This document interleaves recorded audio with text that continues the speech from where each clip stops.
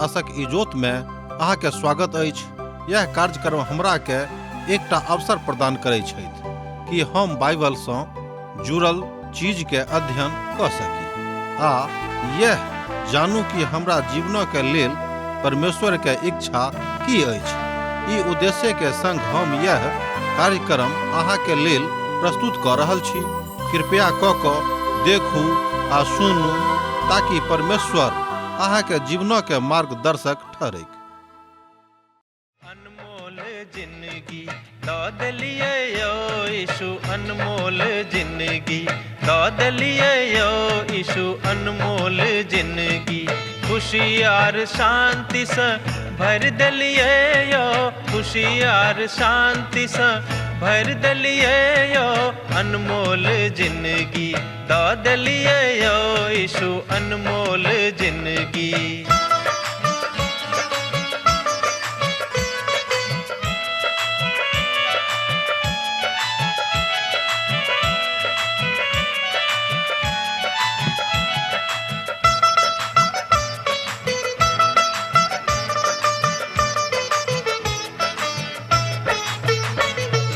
पाप आर दुख से व्याकुल छलो जखन, पाप आर दुख से व्याकुल छलो जखन, मृत्यु के आस में जीव छलो जखन, मृत्यु के आस में जीव छलो जखन, हमरा बदला में बलि भ गेलो यो, अनमोल जिंदगी दौद लिए यो यीशु, अनमोल जिंदगी।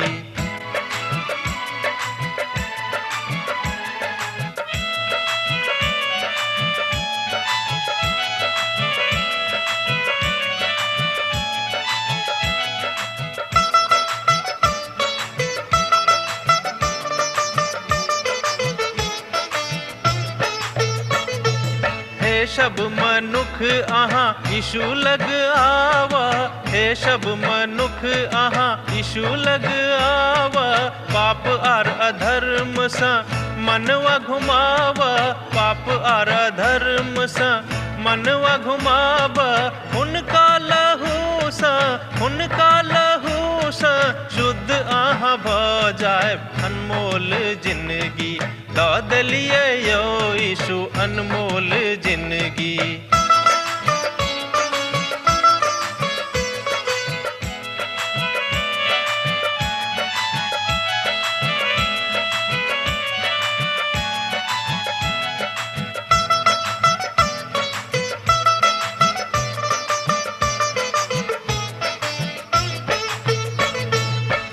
अहाँके उपकार यीशु कखनो ने बिसरब, अहाँके उपकार यीशु कखनो ने बिसरब, दुख आ संकट से चाहे हम गुजरब, दुख आ संकट से चाहे हम गुजरब, सब दिन हाक हम भजन करब यो, अनमोल जिंदगी दौद लिए यो यीशु, अनमोल जिंदगी।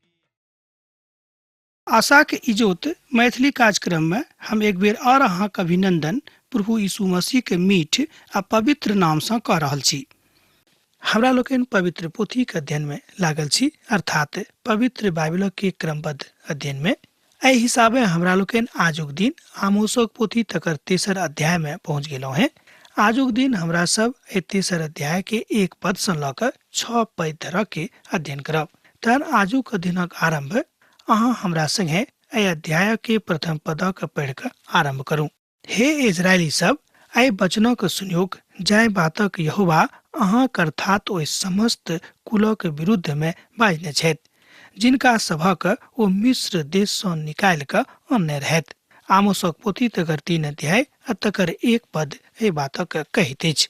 एहिठाम परमेश्वर राष्ट्रक बंटवारा पर ध्यान दऽ रहल छथि।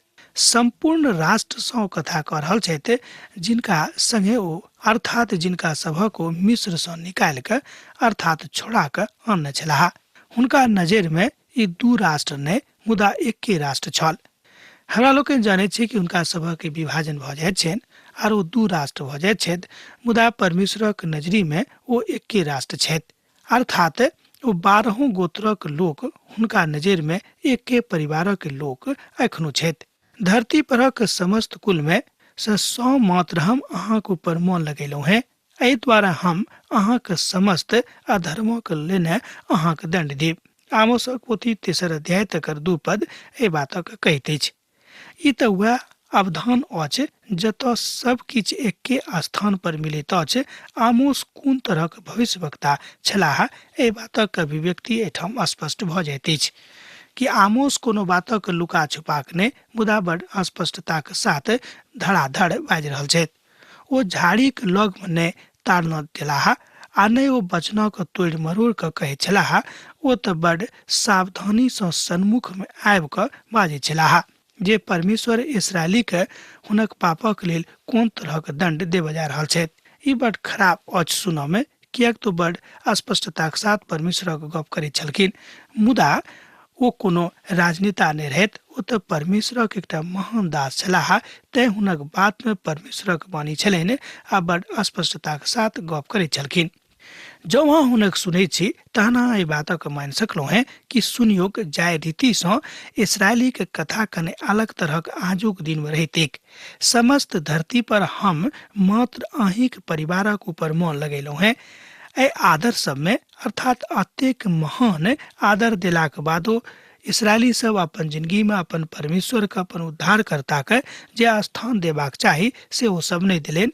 एहि बात से परमेश्वर के बड़ हार्दिक पीड़ा भेटलेन। तकरा बाद हमरा लोग जानै छी कि महा बाढ़ के आबाद आबैत अछि आ तकरा बाद लोक बाबुल के भिनसरक लग में पाप कैलाह, अर्थात ओ पापक तैयारी केने छलाह आ लोक परमेश्वर सँ भिन्न भऽ रहल छलाह। आर ई तऽ पूर्णतः अईश्वरवादी प्रक्रिया छलैक। आ तकरा बाद परमेश्वर उर स्थान पर पहुँच गेल छलाह आ ओ एहिठाम एक गोटे के बजा के कहलनि जे घरक अनैतिक काजक छोड़ि कऽ बाहर आबि जाउ। आ परमेश्वर एहि बातक बजलाह। ओ मनुख छलाह अब्राहम। ओ एहि बातक हुनका से बाजलनि। ओ एकटा राष्ट्रक बनौताह आ ओहि में हुनक बातक देखल जेतैक कि हुनका से एकटा संपूर्ण राष्ट्र के आ बहुत बहुत राष्ट्रक निर्माण भऽ जेतैक। भूमि हुनक प्रदान करल जेतनि, अर्थात जतेक भूमि के आवश्यकता हुनका पड़तनि ततेक भूमि हुनका देवल जेतनि। परमेश्वरक यह मनसा छनि, जहन ओ कहैत छथि तहन ओहि बातक करैत छथि। अहाँ मात्र एहि धरती पर हमर मोन लगौने रहब। दोसर गप में ओ इब्राहिम से बाजि रहल छथि कि अहाँ एहि धरती पर मात्र हमरा ऊपर अपन मोन लगौने रहब। परमेश्वर अपन एहि समाज में अपन समस्त राष्ट्रक अर्थात संपूर्ण धरती के ऊपर ई समाज देवा चाहे छथि। बाबुलक मीनारक लग में लोग एम्हर ओम्हर बच के जेबाक प्रयास नहीं करैत छथि, किएक तऽ ओ सब अब बाढ़ि सँ नहीं डरा सकै छलाह।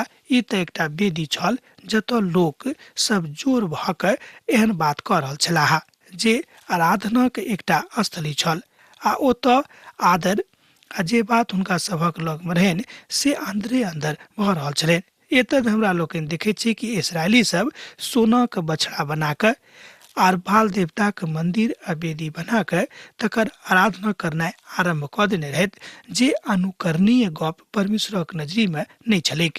किएक तऽ हुनका नजर में ई बात बड़ पैघ पाप छल आ हुनका सबके ई बातक ज्ञान रहनि कि हमरा सबके नहि करबाक अछि। मुदा एहिके बादो ओ सब एहि बातक करनाइ आरंभ कऽ देने छलाह। ओ सब सृष्टि के पूजा करनाइ आरंभ सेहो कऽ देने रहथि। अहू बातक के प्रमाण बहुत विद्वान सब पवित्र पोथी सँ खोजि कऽ निकालैत छथिन। आर ओहि काल धरि एहिठाम सूर्यक पूजाक आरंभ भऽ जाइत अछि आ बहुत ठाम धर्मक नाम पर इजोत पसैर छलैक, अर्थात पसरल छलैक। परमेश्वर अब्राहम से कहलनि कि लोकक बीच में सँ अहाँ चुनि कऽ जे वहाँ कहने छी। अब्राहमक अलावा ओ राष्ट्रक सेहो चुनने छलाह आ ओहि राष्ट्रक उद्देश्य रहनि जे ओ समस्त संसारक परमेश्वरक वचन देख। आई तऽ परमेश्वरक उद्देश्य समस्त राष्ट्रक लेल छलनि कि इस्राएली राष्ट्र संपूर्ण संसारक राष्ट्रक परमेश्वरक वचन देख। मुदा स्वयं इस्राएली राष्ट्र परमेश्वरक वचन सँ फिर गेल रहथि। एहि बात से प्रभु के परमेश्वर के सृष्टिकर्ता के उद्धारकर्ता के बड़ दुख भेलनि आ एहि कारणे हुनक वचनक संपूर्ण राष्ट्र में लऽ जेबाक प्रयास करब, अर्थात पवित्र पोथी के 66वां पोथी में हमरा लोग ए बातक देखे छी कियाक त पवित्र बाइबिल में कुल मिलाकर 66टा पोथी थिक।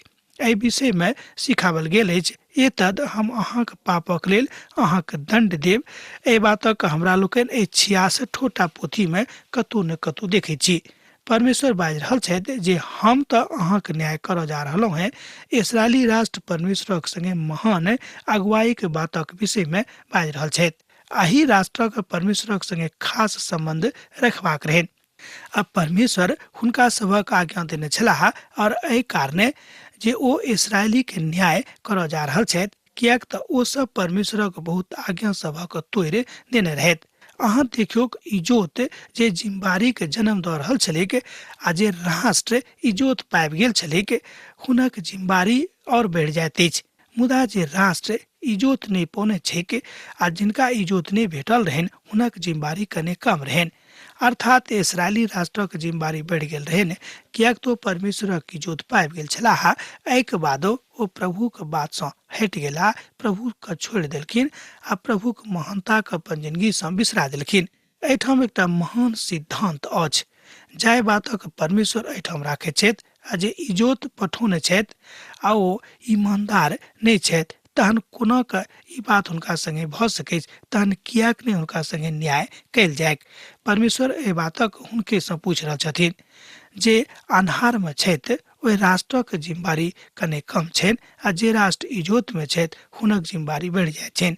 प्रभु यीशु मसीह स्वयं एहि बातक बाजने छथि जे केओ कम सजा पोताह आर केओ बेसी सजा पोताह। अब जे मनुख प्रभुक वचनक जानैत छथि हुनक जिम्बारी बढ़ि जाइत छनि आ जे हुनक वचनक नहि जानैत छनि हुनक जिम्बारी कने कम भऽ जाइत छनि, अर्थात हुनका सजाक आधार कम रहतैक, कियाक तो परमेश्वरक वचनक नहि जानैत अछि। अर्थात जे केओ परमेश्वरक वचनक जानैत छथि हुनक जिम्बारी बढ़ल छनि, हुनक जिम्बारी बढ़ि जाइत छनि, हुनक काज कला बढ़ि जाइत छनि, तहन प्रभु से अहाँ अपना आप के लुका के वा चोरा के नहि राखि सकलहुँ हैं। परमेश्वर एहि बातक बड़ स्पष्ट एहिठाम कऽ देने छथि जे ओ इसराइली हुनक पापक लेल सजा देबाक मोन बनौने छथि, हुनका सजा ओ देबेटा करताह। आई बात सेहो अछि जे आजुक दिन में बहुत लोग परमेश्वरक प्यारक जानबाक प्रयास कऽ रहल छथि। अहू में कोनो संदेह नहि, एहन बहुत लोग छथि जे आजुक युग में छथि आ बहुत लोग परमेश्वरक प्रेम के जानबाक प्रयास कऽ रहल छथि। यीशु मसीह के थिकाह, ओ हमरा से कतेक प्रेम करैत छथि, यीशु मसीह कतऽ सँ एहिठाम आयल छलाह, यीशु मसीह हमरा सभक लेल जिंदगी में की स्थान राखैत छथि, एहि बातक जानकारी प्राप्त करबाक लेल एखनो एहि संसार में भूखल प्यासल बहुत लोग छथि। मुदा जे केओ परमेश्वरक वचनक जानैत छथि, जँ हुनका नहि बताबैत छथि तहन ओ पापक भागीदार भऽ जेताह। परमेश्वरक प्रेम बड़ नीक बातक हेतु कथा करैत अछि आ एहि बातक आवश्यकता अछि जे परमेश्वरक वचनक ऊपर हुनक प्रेमक ऊपर बेसी ध्यान देबाक अछि। परमेश्वरक प्रेम मसीह के क्रूसक द्वारा मसीह में स्पष्ट कयल गेल अछि। परमेश्वर एहि संसार सँ ततेक प्रेम कयलथि जे ओ अपन एकलौता पुत्र के दऽ देलनि, जाहि सँ जे केओ हुनका ऊपर विश्वास करैत ओ नाश नहि हुइक मुदा अनंत जिंदगी पाबैत। एहि बातक हमरा लोकनि परमेश्वरक पवित्र वचन सँ सीखैत छी, अर्थात परमेश्वर स्वयं के ततेक विनम्र आ दीन आ शून्य कऽ देलनि जाहि सँ एहिठामक धियापुता अर्थात मनुष्य जाति परमेश्वरक प्रेम सँ अनभिज्ञ नहि रहैत। मुदा जँ अहाँक परमेश्वरक प्रेम भेट गेल अछि, जँ अहाँ परमेश्वरक प्रेमक स्वाद चाखि लेने छी, तहन अभी अहाँक काज अछि कि अपन पड़ोसी के, अपन लोक के परमेश्वरक प्रेमक विषय में बताबियौ, आ नहि तऽ हिसाब अहाँ से लेबल जायत। एहि बातक एहिठाम आमोस बड़ स्पष्टता सँ बाजि रहल छथि। केओ हुनका सँ प्रेम जँ करैत अछि तहन अनंत जिंदगी प्राप्त करैत छथि आर अनंत जिंदगी हुनके छनि। आ जहन ओहि प्रेमक तिरस्कृत कयल जेतैक तहन सजाक अलावा हुनका की भेटतनि। हम तऽ कहब कि हुनका सजाक अलावा दोसर कोनो बात नहि भेटबाक चाही, कियाक तो परमेश्वरक उद्धार, परमेश्वरक प्रेम आ परमेश्वरक वचनक तिरस्कृत कऽ देने छथि। किछु नहि हुनका लग बचल छनि, मात्र एकटा बात बचल छनि, परमेश्वरक सजा, परमेश्वरक न्याय। आ यह तऽ आमोस छथि जे अपन देशक लोकक एहि बातक बड़ स्पष्टतासँ बाजि रहल छथि कि अहाँ ई नहि बुझियौ कि राष्ट्रक बंटवारा कऽ कऽ अहाँ बचि जायब आ परमेश्वरक न्याय अहाँके जिंदगीमे नहि आयत, किएक तऽ अहाँ 12 गोत्रक लोग परमेश्वरक नजरीमे एके राष्ट्र आर एके परिवारक लोग थिकौ हैं आर अहाँ सभक संगे न्यायटा तऽ होबे करत। हुनक पहिल प्रश्नक देखियौ, आ जौं दू मनुख अपना में सहमत नहीं हुए त ई केओ साथे साथ चल सकैत अछि की? आमोसक पोथी 3 अध्याय के 3 पद में हमरा लोकनि एहि बातक देखै छी कि दू मनुख एके संगे चल सकैत छथि। हाँ, मुदा जौं मतेकिता नहीं रहतैक तहन एके संगे ओ जा सकैत छथि, अर्थात मतेकिता नहीं रहलाक कारणे ओ एक संगे नहीं चल सकैत छथि। जेना कि विवाह सँ पूर्व युवा आ युवती एके संगे नहीं चलैत छथिन, मुदा विवाहक बाद जहन दुनूक मन एक भऽ जाइत छनि तहन दुनू एक संगे चलि सकैत छथि, चलैत छथि। आ जौं मतेकिता नहीं रहै छनि विवाहक बादो कने कालक बाद हमरा लोकनि देखै छी कि लोकक विवाह टूटि जाइत अछि, किएक तऽ लोक एहि तरह ताकै छै तऽ हुनक मतेकिता नहीं बनल छनि। कालांतर में जहन मतेकिता भऽ जाइत छनि तहन पति पत्नी एक संगे चलैत छथि आ परमेश्वरक महिमा अपन जिंदगी में करैत छथि। ई एकटा अर्थ भेल बुझबाक लेल, मुदा एहिठाम परमेश्वर आमोसक माध्यम से बड़ स्पष्टता सँ गप कऽ रहल छथि कि अहाँ भने दू राष्ट्र छी, मुदा परमेश्वरक नजर में एके राष्ट्र थी, अर्थात एके राष्ट्रक लोक थिकौ हैं, एके परिवारक लोक थिकौ हैं। अहाँक संगे न्याय आवश्यक कयल जायत। आर अब एहिठाम आमोसक दोसर प्रश्न अछि कि सिंह जंगल में शिकार पोने बिनु दौड़ैत छथि कि युवा सिंह बिनु किछ पकड़ नहि मोन में से गुर्राबैत छथि।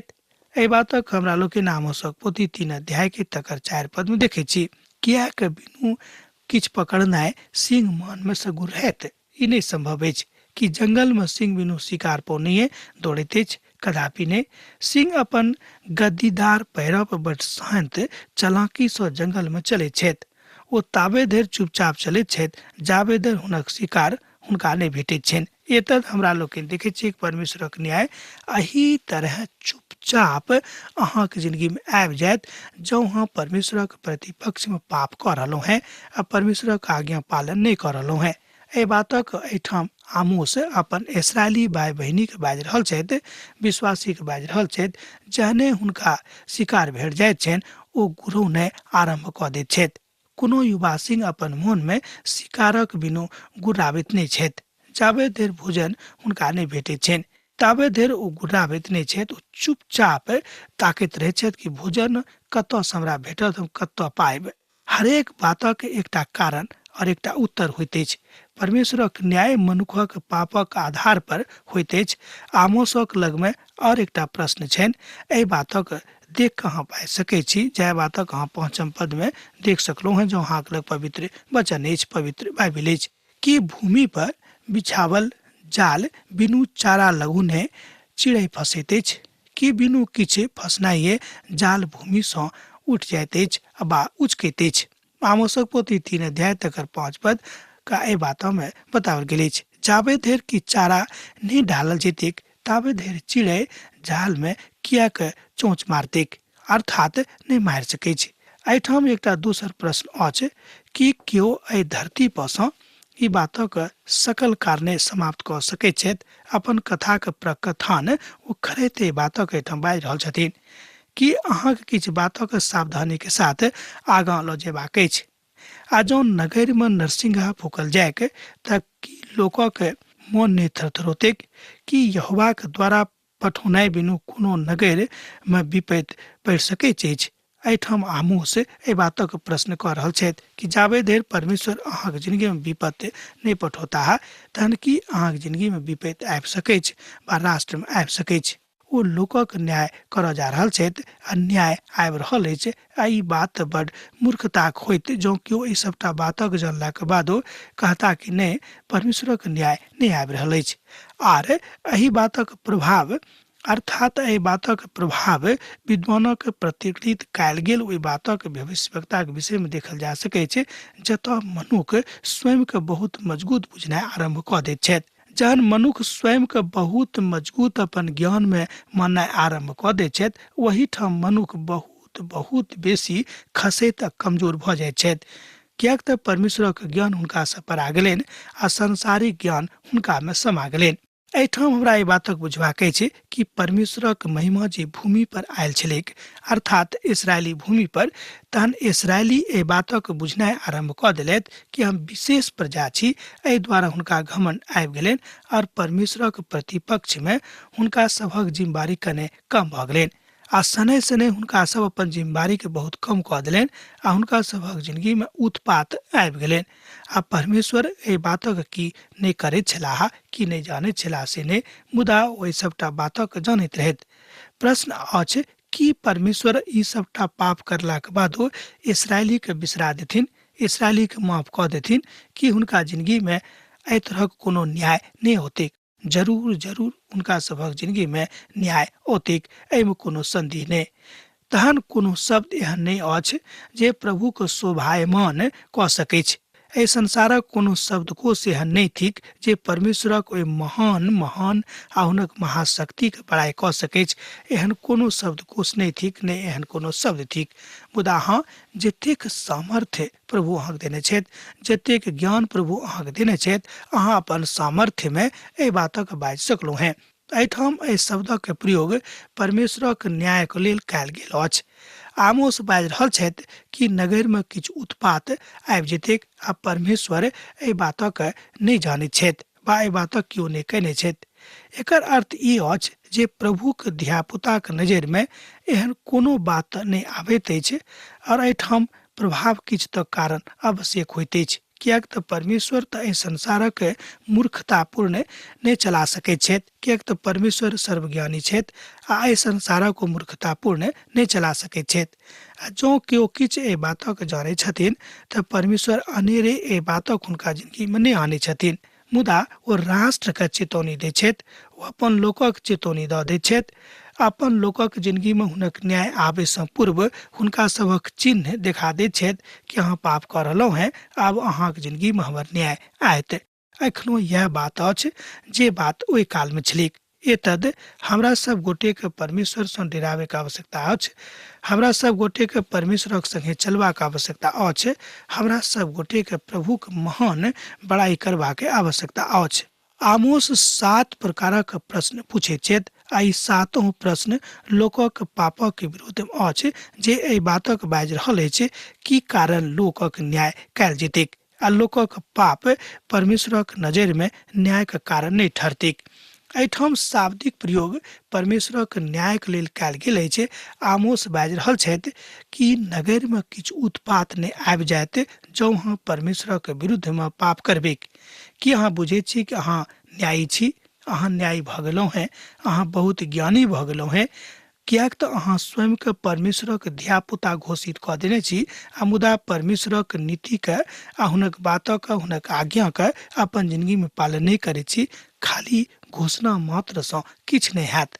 एहन लोक आजुक युग में बहुत छथि जे ई कहैत छथि कि हम परमेश्वरक धियापुता थिकहुँ हैं, हुनका अपन जिंदगी दऽ देने छी, आब तऽ हमर सब किछु परमेश्वरे थिकाह, मुदा हुनक जिंदगी में मूर्खतापूर्ण काज जारी रहैत छनि। एहि बातक एहिठाम आमोस बड़ स्पष्टता के साथ स्पष्ट कऽ रहल छथि कि जँ अहाँ एहि तरहक काज कऽ रहलहुँ हैं तऽ अहाँ ई नहि बुझियौ कि अहाँक राष्ट्र के क्षमा कयल जायत। परमेश्वर कहियो अपन राष्ट्र के मूर्खतापूर्ण चलेबा के प्रयास नहीं करता है आ कहियो वो नहीं कह सकैत छथि, कियाक तऽ परमेश्वर नीतिवान छथि। ओ अपन नीति से कहियो एम्हर उम्हर नहीं हेता है आ हुनक नीति बड़ पवित्र पवित्र पवित्र छनि। प्रभु के एकटा महान दास कहै छथिन कि परमेश्वरक नीति बड़ पवित्र छनि और ओ बातक कऽ सकैत छथि। एकर कारण यह भेल कि अब अहाँक जिंदगी में और अहाँक राष्ट्र में परमेश्वरक न्याय आबि रहल अछि। इसराइली सब एही तरह के पाप अपन प्रभुक नजर में कयने छलाह, एही कारणे हुनका सभक जिंदगी में परमेश्वरक न्याय आबि गेल रहनि।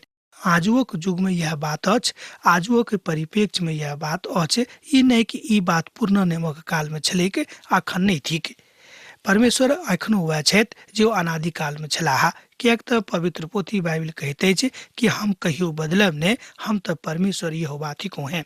एहि बातक ध्यान बा स्मरण हमरा सब गोटे के रोज रोज करबाक छै कि परमेश्वर कहियो नहीं बदलता और हुनक न्याय अखनो अहाँक जिंदगी में आयत। तहन अहाँके प्रभुके नजरिमे एकटा नीक मनुख बनिकऽ रहबाक अछि, कोनो उत्पाती बनिकऽ नहि रहबाक अछि।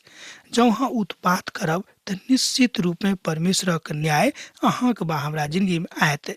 एहन कोनो शब्द बा, एहन कोनो बात बा, एहन कोनो व्यवस्था नहि थिक जाहि कारणे अहाँ परमेश्वरक न्यायसँ बचि सकलहुँ हेँ। एहि बातक आमोस बड्ड स्पष्टताक साथ बाजि रहल छथि। जेना हमरा लोकनि देखलहुँ कि आमोस 7 प्रकारक प्रश्न पूछने रहथि आ 7 प्रश्न लोकक पापक विरोधमे छनि। हमरा सब गोटेके सावधान रहबाक आवश्यकता अछि। अब आजुक अध्ययन अहाँ हमरा एहिठाम समाप्त करबाक आज्ञा दिअ। दोसर दिन दोसर कार्यक्रममे अहाँसँ पुनः भेंट होइत। यीशुक नेह अहाँके जिंदगीमे बनल रहै। आमीन। हमर विश्वास अछि कि ई कार्यक्रम अहाँके लेल लाभदायक सिद्ध अछि। हम चाहै छी कि अहाँ अपन आशीषके हमरा संग साझा करू। जँ अहाँके नजीक बाइबलसँ आ जीवनसँ सम्बन्धित कोनो प्रकारके प्रश्न भऽ सकै अछि तऽ अपन समस्याके लेल प्रार्थना करबाके लेल जँ चाहै छी तऽ हमरा फोन नंबर पर जरूर संपर्क कऽ सकै छी। परमेश्वर अहाँ सबके लेल एकटा सुन्दर, सुखद, आनन्दित दिन प्रदान करैक।